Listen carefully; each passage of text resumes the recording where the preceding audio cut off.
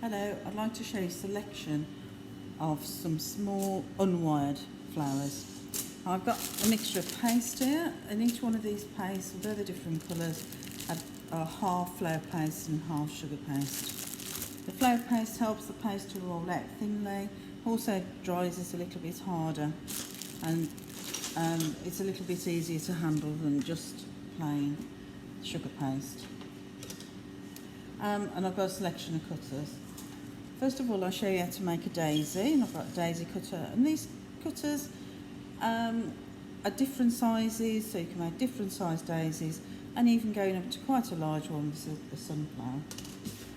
Nice and easy. I'm going to roll out some paste.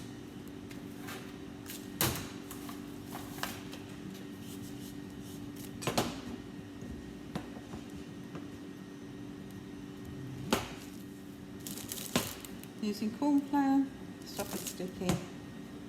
You can use icing sugar as well.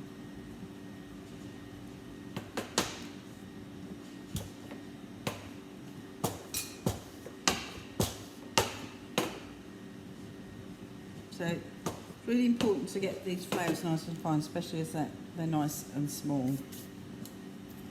So using the cutter, always rub your thumb over the cutter to make sure it's a nice clean cut, and take it off. I'll put it on here so you can see it.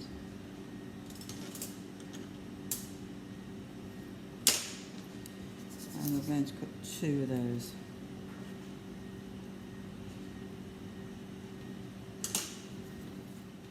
A little bit of water in between the layers will help it stick.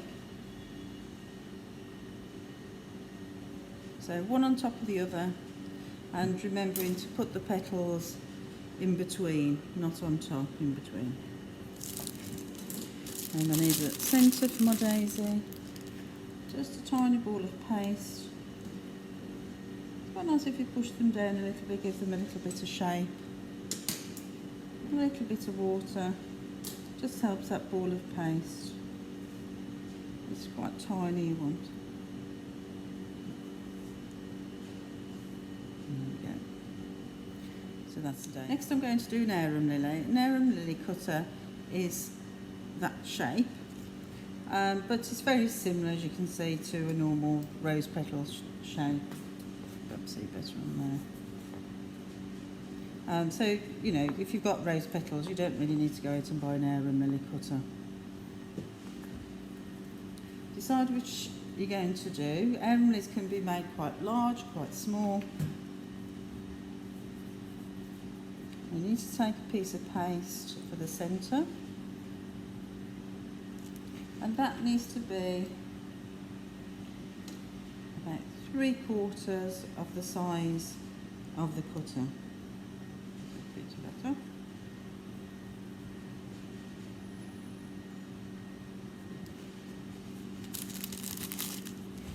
I'm then going to roll out some white.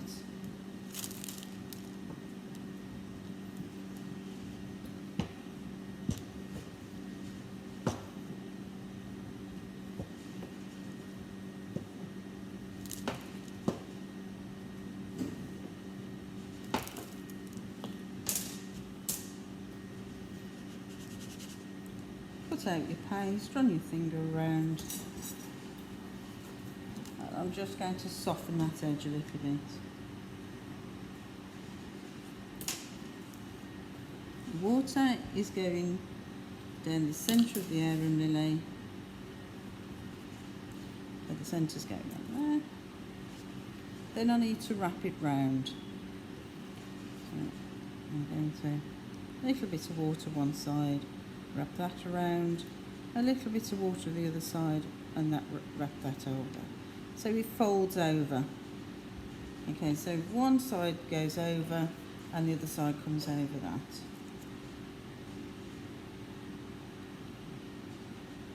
Pinch the tip of your arum lily and bend it over. And it needs to be dried over something. Okay, so you keep that shape.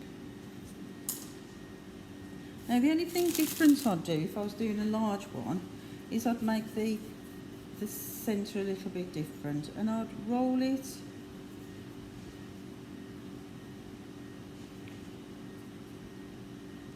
so I've still got this bobble here, and that helps that when you wrap the paste round it forms a thickness here which they have naturally. When you're doing a small one it doesn't really matter. I'd also dip this into Stemtex to make a pollen. The next flower I'm going to show you to do is a hydrangea. So as you can see from here, this is a hydrangea cutter. Cut it out, run my thumb over it, and I'm just going to press it either on my hand or on the ball pad, it doesn't really matter, to make the indent of the vein. So you can see there it's got the veins. Onto the ball pad, gives a little bit more shape, but without taking away that vein. Put up the sponge, or you can actually, if it's not holding on the sponge, you can actually make a former for it out of a little bit of tin foil. Depends how soft your paste is. So you can shape it and leave it to dry. Pop an indent into the centre with a small ball tool, and then the stamen is exactly the same colour as usually as the flowers. So tiny little ball of paste, a little bit of water in that centre, and just drop it in. Okay, and leave it to dry. That's your hydrangea. And finally, a little blossom cutter, nice and easy. Cut out your paste. Place it on using the plunger to make the shape.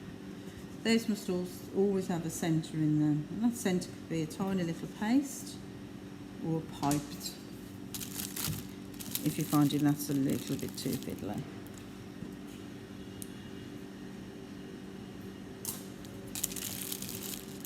Tiny little ball.